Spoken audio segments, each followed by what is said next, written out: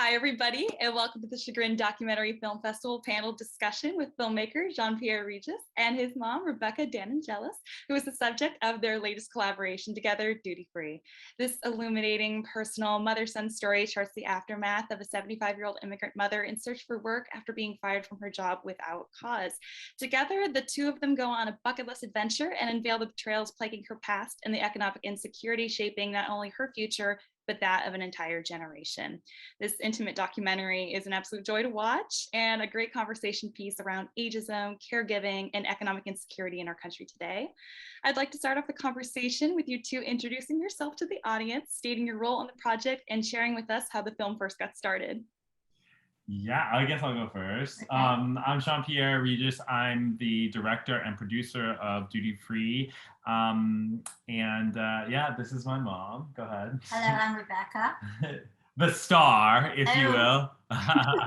This is the star. Yeah, this is the one that put it together. Mutual stardom, yes. And yes, I was at working at CNN before and doing updates on camera. And this story fell into my lap, and it's the longest form story I've told as a feature documentary. And it really was born out of wanting to just support my mom, to be there for her through one of the hardest times of her life. And as you see in the film, you know, we don't come from resources really. And so the only resource I had was the ability to tell this story. And so, yeah, picked up a camera and just started filming. And thankfully we made it to this beautiful end where it's now going to see its own life on Independent Lens on November 22nd and is out in the world. So it's been a blessing, truly. It has been a blessing. Amazing. How was, so you came from a journalist background. Were you always a camera person? Were you always really interested in film? Or was this project kind of what initiated all of that? Yeah, you know, I never saw myself as being a filmmaker. It's only in the middle of this process where I started to like say, oh my God, I'm making a film. But never thought I would have been a director. It was always important for me to tell stories. You know, I was, you know, even from a young age, my mom would help me write stories. And so I knew that I cared about that. And I cared often around issues of like, you know, really economic insecurity, but also, you know, race in this country. And so those were the stories that I was typically following. And then, yeah, I mean, toward the end of my time at CNN, I started to realize that I wanted to tell more stories of people who didn't have a platform, that I was sort of tired of telling the stories of folks who always get airtime. Like, what about those who don't? And what do their lives look like? And then my mom's story started to happen. And so just wanted to follow that. Right. Perfect timing for that too. I have a question for Rebecca. So you just mentioned that the storytelling origin kind of happened with you in writing these stories from a young age. Did you always consider yourself to be a storyteller and an artist? I know you have a lot of craft with your housekeeping process, so I didn't know if that was like you were always an artist as well. Well, I had a very strong motherhood. We always made everything by hand. We always did everything by hand. And I've always liked language and writing. And so I have, you know, written a lot of family stories just for fun. And usually Christmas time, I'll send a little story to give them a laugh about something that happened years ago, or I'd stand up and tell family stories. And but he was very good. Yeah, no, but that's an interesting question because she is a storyteller, and I think that that's where I get that knack from. But also she's very resourceful, and I think in making a film, as anybody who is a filmmaker and watching this knows, you have to be really resourceful and really gritty and sort of figure out how you're going to make things happen. And I think that's a bit of a magic that I got from my mom. Yeah, amazing magic. We're here for it. And just going back to like the resourcefulness and arguably the grit required with documentary filmmaking, I know you guys worked on this project for over 3.5 years. How did the project first evolve from first just starting to document your mom and her life into this large scale project that has had an international reach and tons of buzz and has been a treat for all of us? Yeah, I started following the story in earnest once my mom was actually fired.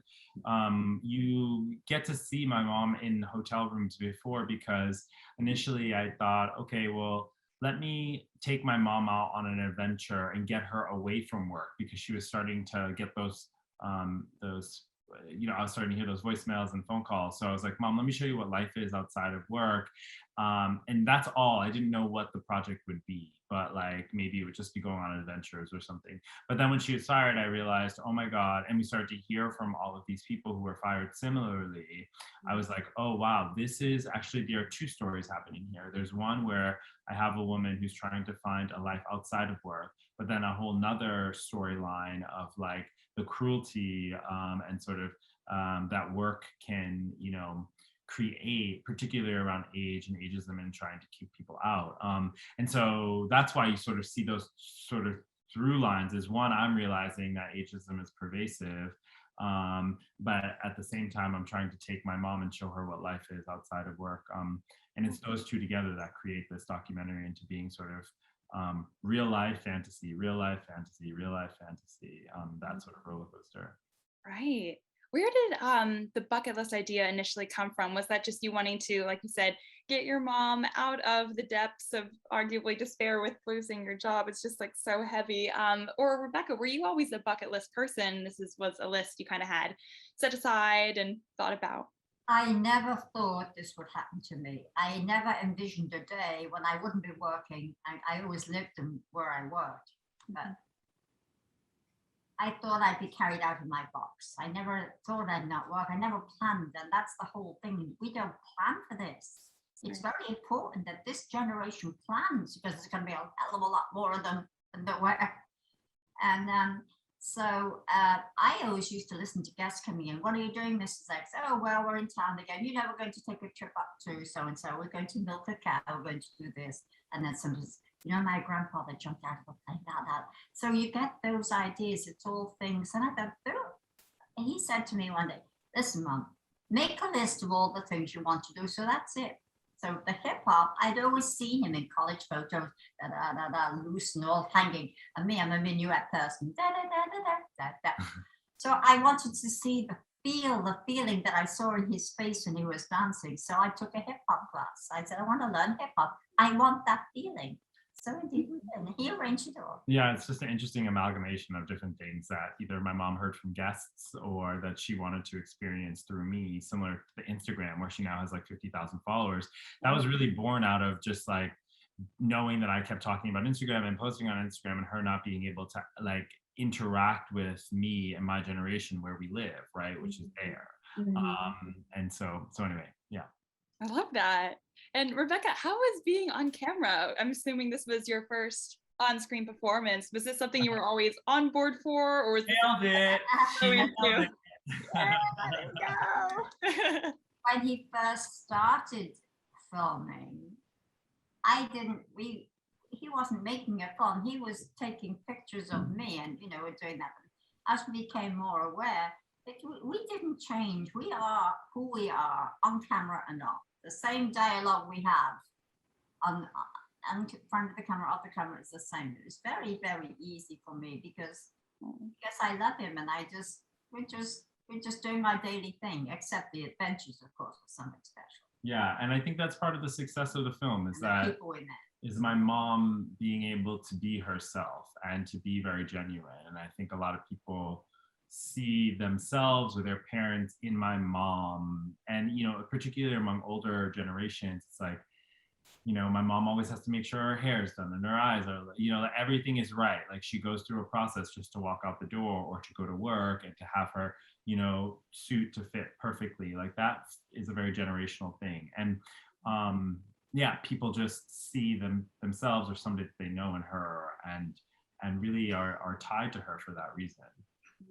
I love that. Going back to the artistry of presentation with the hair and the perfect tailoring, artist at heart. And Exactly. It's great.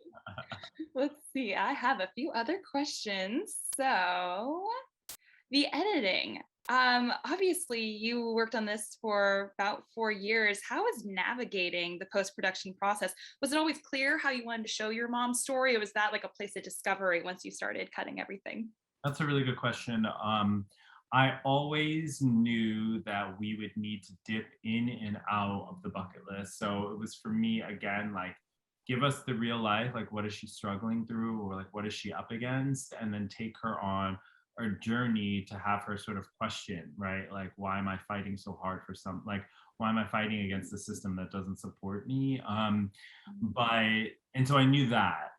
But what we learned in the edit, or what was the hardest part, was trying to understand the tone of the film. Like, how can you make this a film that can be both, that can hold both extreme happiness and extreme pain and extreme struggle?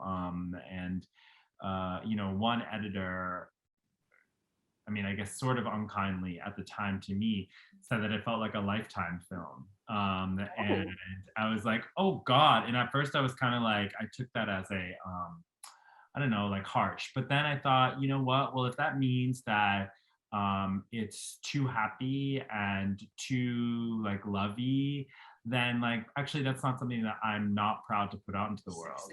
Like I think that a lot of people can actually will be moved to action. I mean, I really think that what we did really well was we got people, whether it's in the theaters or downloading or whatever, to show up for a film that they felt would make them feel happy, which I think it does. But it also, they leave questioning all of these things around economic insecurity and ageism, and what are they going to do with their parents, or or do they want to be a caregiver? So I don't know. I feel like we struck the right tone, but it was hard to get there in the edit for sure. And the post production was the longest part, really. And the COVID, who knew? Who foresaw COVID when this happened in 2016? This started, I mean, it just, now how many people need help? How many seniors need our help? How many thousands of hotel workers lost their jobs? Right. Where are they going? What are they doing? Who's helping them? Not to mention that everybody's thinking and dreaming about where they could be if they didn't have to be in front of their computers. Like the idea of a bucket list has taken on a whole nother sort of like immediacy and maybe meaning to a lot more people. Mm-hmm. Absolutely. Going back to COVID, how did COVID affect your guys' production? Did you guys kind of navigate the COVID-infused film scene well? Because you guys were in exhibition at that point, or were you guys still in post? Yeah, we debuted, we world premiered at Doc NYC November 2020. So it was sort of into COVID. I think what was really great for us was, this film, my mom in particular, has a huge social following.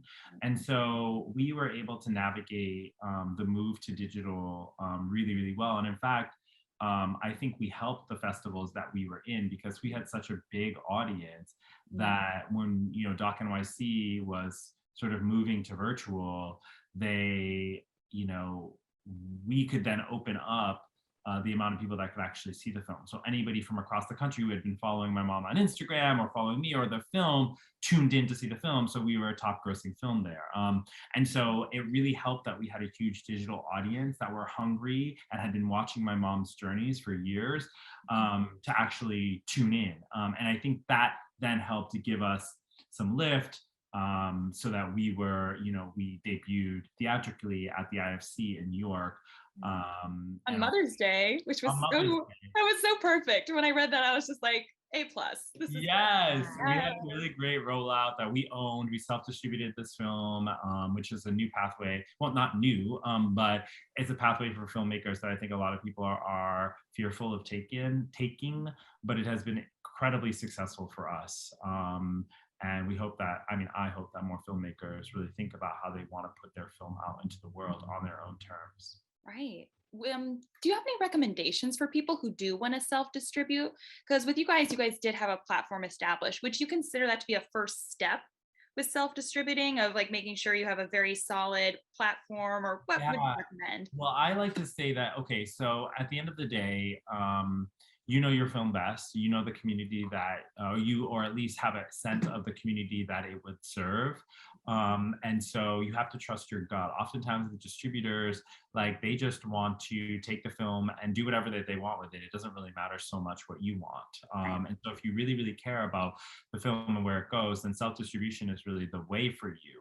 I tell a lot of people that you should start building a community from the first frame that you shoot, instead of because then you have more power. Like if you can say, listen, I have, like we do, 75,000 followers that are following me, then when I'm showing up to a distributor conversation, it's not like they're giving me everything and I'm so thankful as a filmmaker that they are taking my film. No, like this is actually what I expect. If you want to buy this film, this is what I expect. This is what the rollout is. This is what I know from the data of my community and all of that. You just have a much louder voice in the conversation. And as everything moves to streaming and there are only 4 of them, they're starting to really own the conversation. And I think that's really unfair to a filmmaker and not really the best for most films. And so anyway, the bigger community you can have, the bigger partnerships that you can create on your own, like we were with AARP and all of these other folks, like then you come to the table again with a lot more to provide and they take you more seriously. Or you can walk away and say, okay, well, you don't want to do it the way that we think is best. We're going to do it in the way that we think is best. And that's what we did and have found, quite a bit of success. But yes, build a community, even if it's, you just have to market. You have to know how to market as a filmmaker in this new landscape if you are going to have any say, frankly. I love that. I'm so happy I asked you. That was just a jam-packed answer full of helpful information. Our audience is going to be so excited for that. Thank you. And I have a follow-up question in that regard. So with your the rollout of your film, how much time did you put into the impact campaigning? Was this the first time for you and you were learning throughout the process of this film, or you had already had mentorship in this area? Well, I'm a member of Firelight. I was a Doc Lab Fellow, Firelight Media, which is an organization, here based in New York, but it's nationwide, that helps filmmakers of color get their films out into the world. And I was given an impact fund grant.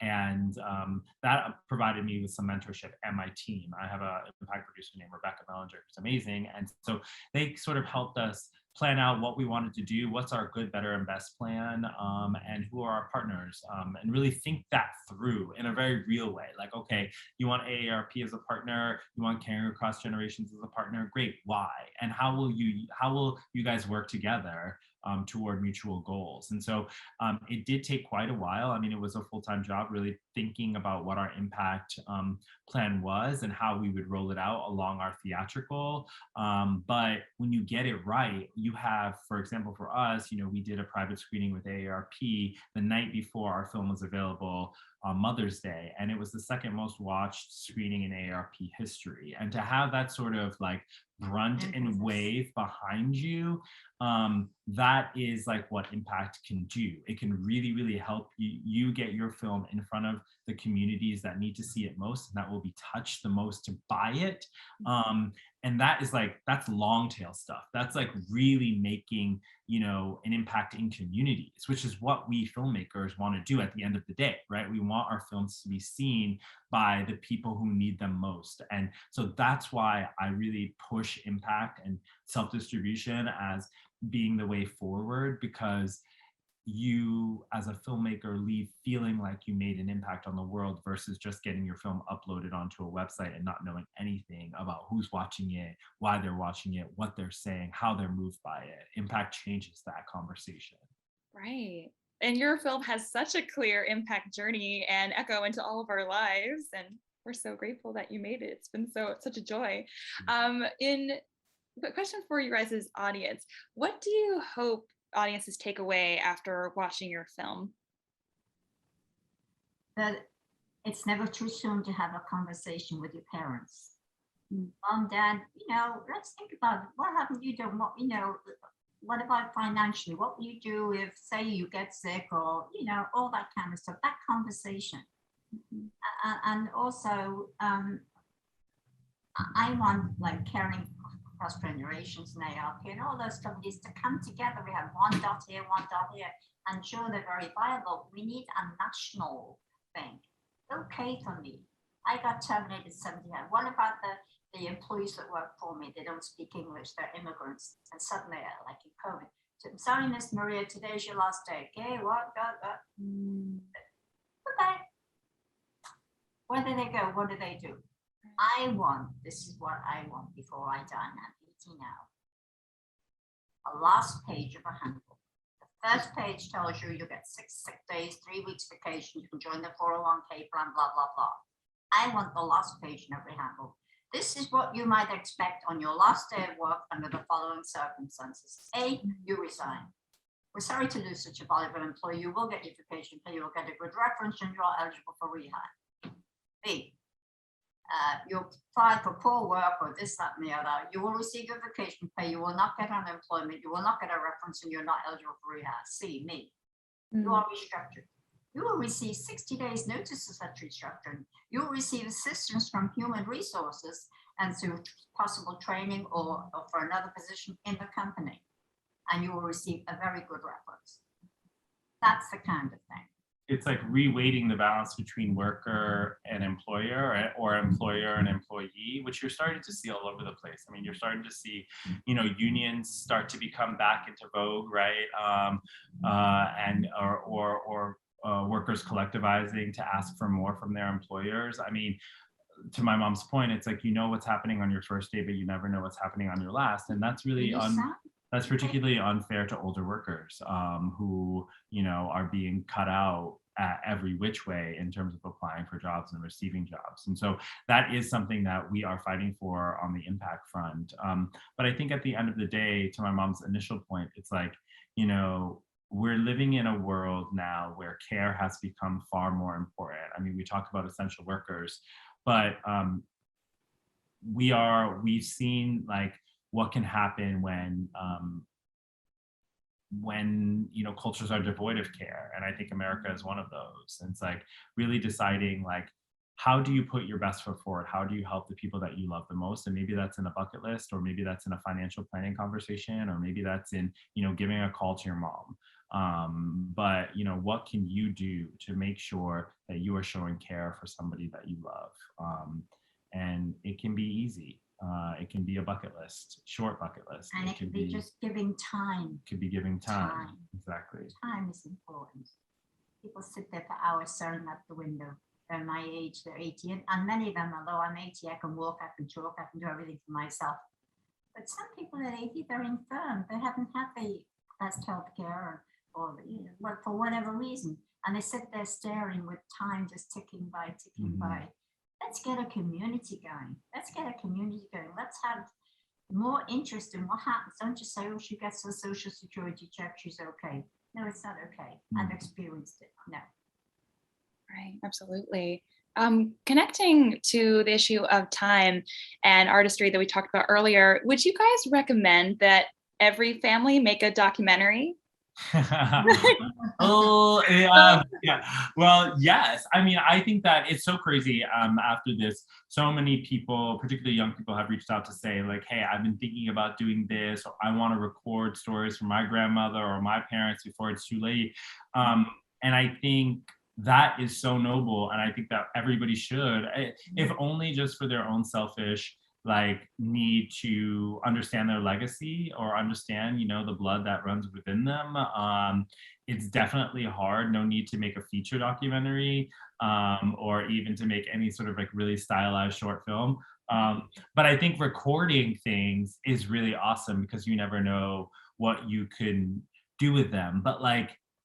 But even before then, it's like, maybe you don't even need to record it. It's just like, I got to ask my mom every single question I ever wanted to in this life. And so there's nothing left dangling between she and I, should anything happen to me or anything happen to her. And that's really the greatest gift that I think one can give themselves, is to ask every question, not leave anything dangling, have no regrets. And so that's what I would say that everybody should do. It doesn't need to be, anything edited, but put yourself out there, and have somebody that you care about put themselves out there too. People don't write letters anymore. I grew up, you wrote letters, you talk, that's where you write down all the stories. It's so easy these days. You've got that VCR, you got the computer, the Zoom, all that kind of stuff, which I was born before they had calculators. I didn't know any about that stuff. He taught me the internet and all that stuff. For me, it was just press enter. I mean, I always had people where I worked, although I had a pretty good job. I'm more of a hands-on person. I could always have, Mary, can you do that for me, dear? Can you just run that report on the Sunday? I never got into it. I can do the simple stuff, but it's so easy now to keep in touch, and people don't, I don't speak to my mom since I don't know why. It's complicated for some people, though, so I understand totally. Right, this is true. What was, I feel like you guys probably learned so much about each other throughout the course of this film. What was the most surprising bit of information you learned about each other that you hadn't previously known? I always say that, like, I feel like we didn't really get any closer making this film, only because my mom and I, as I say in the top of the film, it's like we were all we had in a lot of ways. And so we've always been really close, always a team, always fighting for each other's best interest. But what I got to see was my mom as human, that I got to see my mom as textured and complicated, and somebody who made hard decisions in life but kept going, just like I've had to and will have to. And, to be able to see her in that way, I mean, it really opens up something for you to see your mom as a human and not as your mom. That really allows for compassion to flow for them as a human being. And so I really urge people to do that. Have you learned it? We get any closer? Do you feel like you learned anything about me that you didn't know? Well, what I learned was, of course, that you're very smart and everybody loves you. But of course, I knew that. But I didn't know that you were a converted vegetarian. He has a wonderful partner who cooks all vegetarian food and an amazing leader. I didn't do that growing up. No, we never mentioned a word about, Mom, can we have veggies for dinner? But now it's yum, yum, yum, yum, yum. I love that. I love that detail. We are all a fan of the veggies. It is good. And I have one final question for you guys.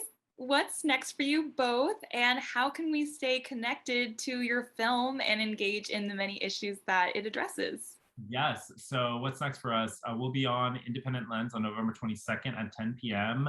It'll also be streaming on the PBS app for a month through the holidays. So please tell your friends to check it out, or your family. And you can check out the film or any of the issues that we're working on at www.dutyfreefilm.com. But most importantly, you can follow my mom, who is an Instagram influencer verified, at Rebrexit, REBREXIT. And she has like content all week, every week, and they're just really fun on Instagram, really fun stuff. Housekeeping hacks, how to like redo your bathroom or your kitchen or your bedroom. Ink stains out of just get ink stains out of your shirt, just really small stuff. But you can follow my mom there because it's been a joy, and she just continues gaining followers. So join the ride. Yes. And I enjoy it because people have tips to me too. Oh, well, I do it this way. Well, great. There's more than one way of doing something, So I'm learning too, and really engaged, and really met a lot of people from all over the world who write and put their comments in. And it's been wonderful, and wonderful the film companies like yours and associations have been a wonderful support, and I love it. Oh, I love that. Thank you guys so much for joining us in this expanded conversation about your film Duty Free. It's been a joy getting to chat with you guys both about the film, the process, and get to know you guys a little bit more. A few final notes here. Scrolling down. All right. So Duty Free is going to be available in our virtual cinemas throughout the duration of the film festival, and in person on Friday, October 8th at 10:30 a.m. We hope you get a chance to watch it, support the project, and join in the conversation about the issues discussed in the film, as well as the marvelous filmmaking. Thank you guys again so much for joining us, and for everyone watching, thank you guys so much for participating. Thank you. Thank you so much. Thank you. Thank you.